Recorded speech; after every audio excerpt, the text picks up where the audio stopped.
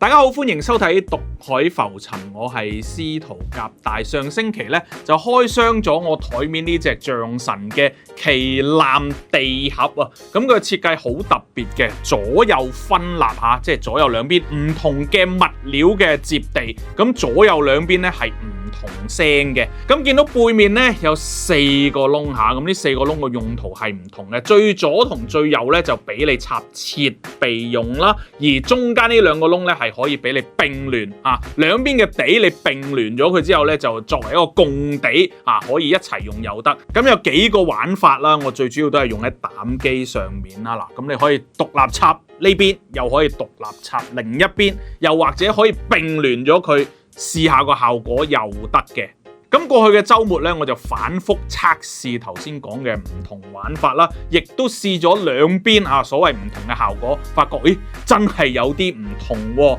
咁啊喺我嘅左手邊嚇，即係大家嘅右手邊啦嚇。如果呢邊啊我插咗入去獨立插呢邊嘅話，我發覺咧係寧靜度咧係提升咗好多嘅，即係突然間後面覺得黑咗啊個背景所謂咁啊，不嬲所有嘅地盒想做到嘅都係呢個效果啦。咁另外我嘅右手邊即係大家嘅左手邊，如果插呢邊嘅話咧，係個立體感提升咗啊，即係人聲樂器嗰個分離度咧係提升咗，誇張咗俾你咁樣啊。咁所以兩邊咧係可以追求到一個唔同嘅效果。咁我現在嚟講咧，擺喺嗰個膽機度，我覺得最理想嘅效果咧就係我並聯咗佢啦。咁然之後咧插我嘅左手邊呢一個窿，咁樣插落去用咧，我覺得貨個膽機嚟講咧，聽落去咧就最舒服啦。大大提升咗個寧靜度，然後咧嗰個立體度、分離度咧又有少少提升。因為我自己覺得咧，立體度啊、分離度咧提升得太多咧每樣嘢好獨立咁樣咧，反而唔夠和諧。咁啊，我覺得寧靜度提升咧係好緊要。咁啊，後面講嗰啲分離度啊、立體度啊等等咧，少少俾我就 OK 啦。所以我暫時如果係俾一個設備用我俾我嘅膽機用嘅話咧，就係並聯咗佢，然後咧就插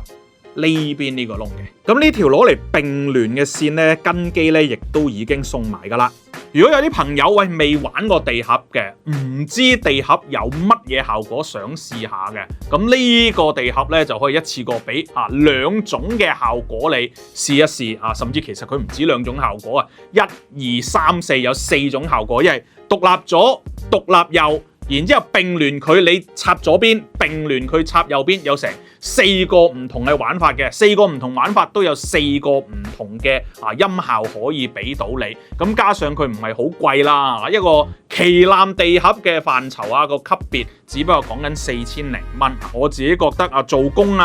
重量各樣嘢都叫做交足貨，尤其個效果交足貨啦。咁所以如果想試下玩，感受下地盒係咩回事嘅朋友咧，可以試下呢個象神嘅旗艦型號啦。除咗我選擇嘅呢個黑色之外咧，另外仲有隻綠色嘅。咁如果你覺得綠色幾特別喎，幾啱你心水喎，咁你亦都不妨試下綠色，效果係一樣嘅，只不過顏色上有唔同嘅啫。想了解多啲嘅朋友，歡迎你 WhatsApp 我啊！